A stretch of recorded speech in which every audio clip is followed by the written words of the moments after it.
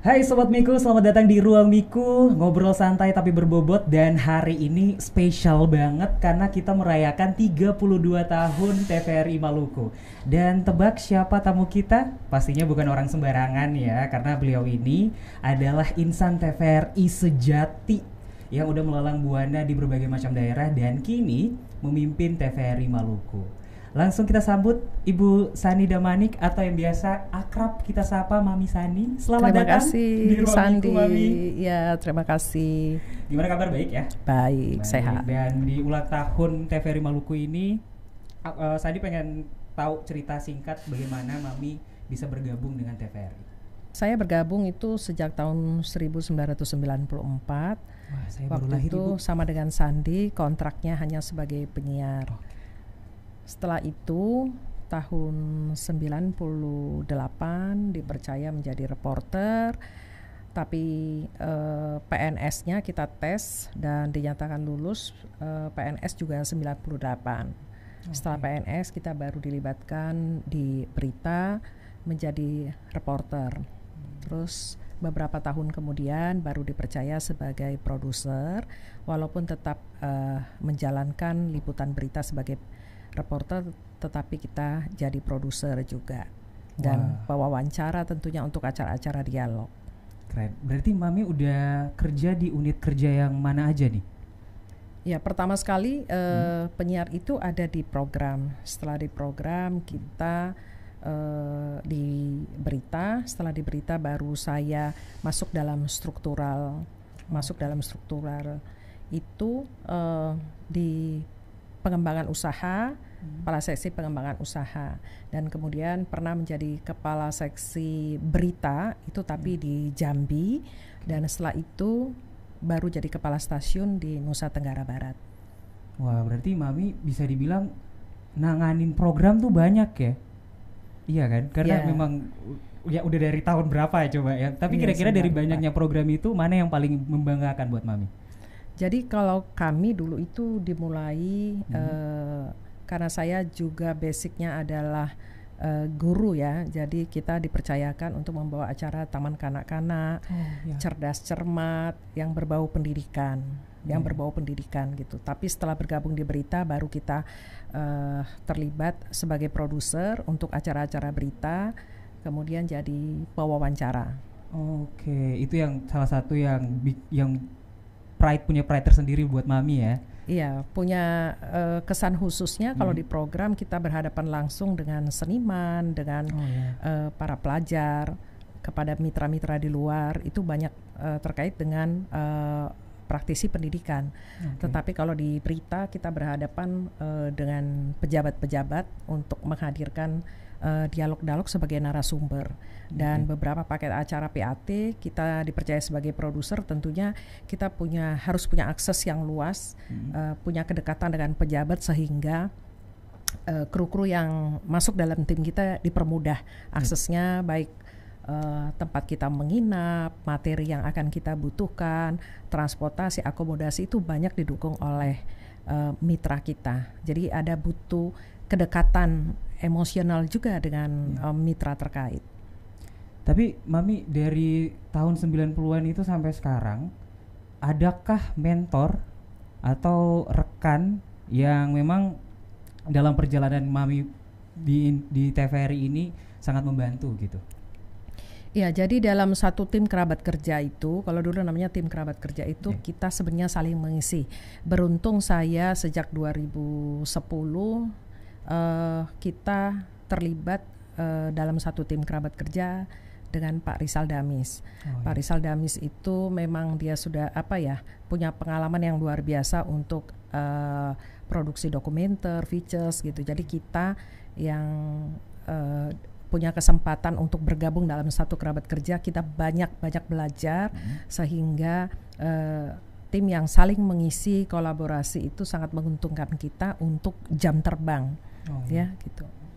Berarti memang punya dampak tersendiri juga ya, mentor dan rekan-rekan selama berkarya gitu ya. Dan memang punya menginspirasi juga satu sama yang lain berarti. Benar. Benar. Tapi Mami kan seperti yang tadi Sandi udah spill dari awal, Mami tuh udah melalang buana di berbagai macam daerah tuh. Itu kira-kira rasanya berpindah-pindah daerah terus harus beradaptasi lagi dengan lingkungan baru tuh kayak gimana sih? Jadi untuk kalau jiwa reporter ini kan petualang ya, karena kita sebagai reporter saja kita itu sering menelusuri beberapa kabupaten-kabupaten, dan di Sumatera Utara 33 kabupaten pada saat itu dengan karakter ataupun budaya suku-sukunya memang luar biasa perbedaannya. Batak Medan bukan cuma hanya dikenal dengan Bataknya, tapi ada suku Nias, dengan bahasanya kita pun kalau syuting di lokasi Kabupaten Nias itu harus menggunakan penerjemah karena memang kita nggak ngerti bahasanya begitu ya. Nah jadi itu yang membuat kita ketika berpindah-pindah kita terbiasa karena ini adalah dunia kita. Pertama saya pindah memang meninggalkan Sumatera Utara itu berada di Jambi. Tapi karena memang Jambi juga adalah bagian dari Sumatera, karena Sumatera juga itu kan ada Melayu ya. Jadi kalau di Jambi itu kayaknya mayoritas Melayu. Jadi kita tidak sulit untuk menyesuaikan. Termasuk setelah itu pindah ke Nusa Tenggara Barat. Nah di Nusa Tenggara Barat itu 99% mayoritas Muslim ya, dan sukunya ada Bali dan Lombok ya. Untuk itu kita beradaptasi yang memang satu kenikmatan. Ternyata budaya dimanapun itu pasti ada persamaan, ada perbedaan, tapi juga pasti kita akan menemukan persamaan.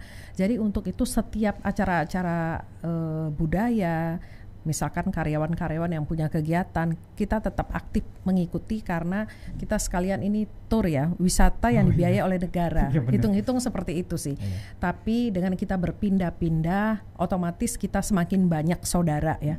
Karena bagaimana kita menciptakan bahwa semua daerah yang pernah kita tempat kita bertugas, kita akan menambah jumlah saudara, jangan menambah musuh ya. Jadi dengan menambah jumlah saudara, akhirnya kita ini sampai sekarang masih komunikasi dengan semua daerah, teman-teman yang ada di Medan, Jambi, Nusa Tenggara, dan kemudian Kalimantan Tengah, dan terakhir ini di Maluku.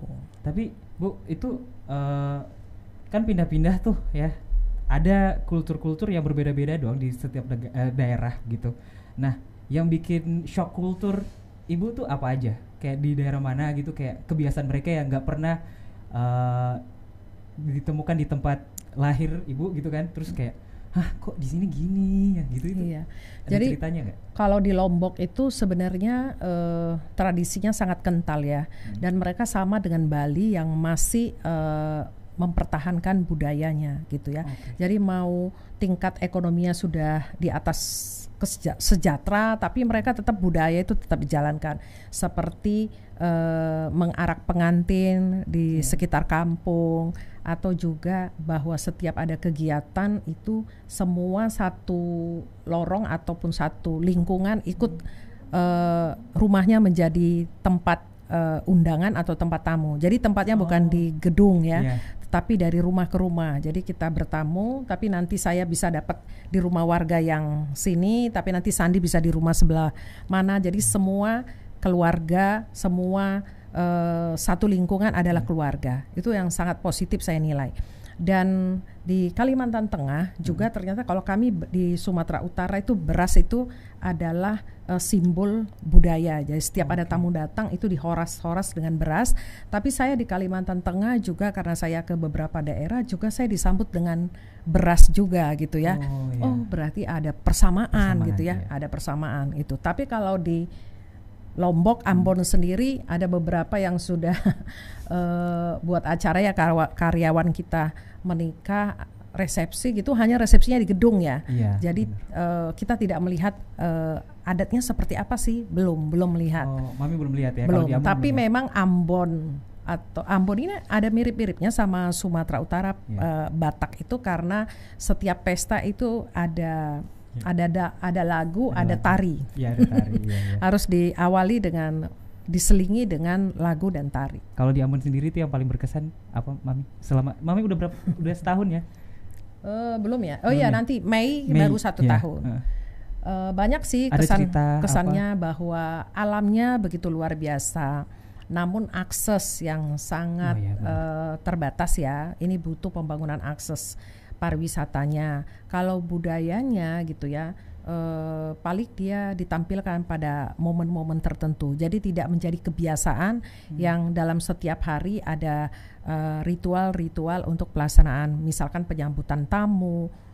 Itu belum kita lihat sih, karena nggak tahu ini kenapa di Maluku saya tidak punya waktu banyak untuk keluar.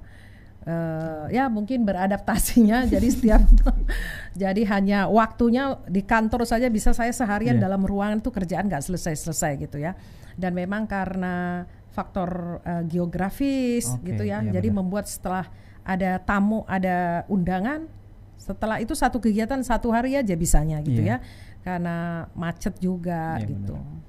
Dan selama Mami di TVRI nih, selama bertugas, ada nggak sih cerita-cerita lucu atau unik gitu selama Mami bertugas? Banyak sih pengalaman sebagai kerabat kerja kru di lapangan. Jadi kita banyak yang apa yang kita alami di lapangan kadang-kadang kita tidak bisa cerita sama keluarga dan suami khususnya. Bayangin nanti kita kru ada 7 orang, kita perempuan 2 orang, kita nginap satu kamar. Bayangin kalau suami tahu kok jadi nginapnya satu kamar, karena kadang-kadang kita kayak di Danau Toba tidak ada hotel, karena kalau ada event itu hotelnya penuh. Jadi mau nggak mau kita hanya nginap satu kamar bergabung. Terus jadi itu yang hal-hal cerita-cerita begadangnya gitu-gitu ya. Dan jadwal libur tidak ada, karena Sabtu Minggu kalau jadwal redaksi kita harus kerja. Jadi itu saatnya sebenarnya waktu buat anak-anak ya. Jadi anak-anak juga menikmati. Akhirnya di Sabtu itu kita bawa anak-anak untuk liburannya di kantor. Jadi anak-anak bantu redaksi, bantu maminya untuk kerja. Jadi sudah hafal mana yang disebut ruang VTR, audio, sudah hafal mereka. Jadi mengeprint naskah untuk redaksi sama siapa saja dibagi, itu anak-anak. Jadi betul-betul kita ajak anak-anak untuk mengenal dunia kerja mamanya gitu ya. Jadi mereka mengerti, paham. Nah, kalau kita liputan ke lapas misalkan. Nah, itu kan sekaligus edukasi ya, kita membawa anak kita karena ini waktunya libur harusnya. Jadi udah liburannya ke situ, ke lapas.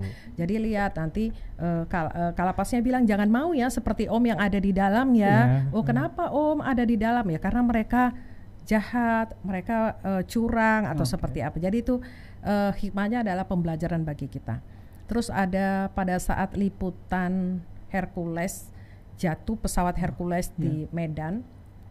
Nah itu kita sudah spontanitas saja ya, naluri kita sebagai reporter tanpa ada penugasan. Memang kita rela bawa mobil sendiri, dan itu juga kita bawa anak-anak pada saat evakuasi. Karena jangan hanya anak-anak mendengarkan lewat media saja. Ternyata ini loh dia ini mama saya. Jadi satu kebanggaan bahwa mamanya ada dalam liputan tersebut gitu ya. Wah, jadi, makin seru ya. Ya, makin seru. Dan untuk reporter juga ini sebenarnya saya pernah liputan di teroris ya. Jadi teroris waktu itu kami ditugaskan saya dengan kameramen. Tapi kameramen saya harusnya berangkat jam 3 dini hari, dia tidak aktifkan HP-nya. Nah, akhirnya saya inisiatif, dulu kepala bidangnya itu Pak Miswar ya, mantan Kepsa di sini. Bang, bagaimana kalau saya berangkat sendiri? Emang bisa, saya ada, dan saya selalu standby. Di tas saya itu ada kamera, dan itu beli sendiri kameranya. Jadi saya punya ada 5 kamera, dan itu saya beli sendiri. Jadi saya mau liputan teroris gitu ya, sampai orang menyatakan itu punya cadangan nyawa. Jangan mau ikut-ikutan liputan sama Sani gitu ya. Tapi karena ini panggilan jiwa ya, jadi merasa itu adalah satu tantangan untuk kita ketika kita bisa masuk untuk liputan teroris tersebut gitu. Baik Sobat Miku, makin seru aja pembahasan ini karena memang kita jadinya tahu perjalanan Mami Sani ya selama jadi insan TVRI sejati ini seperti apa. Dan jangan kemana-mana, Sandi bakal balik lagi dan tetap pantengin podcast Ruang Miku.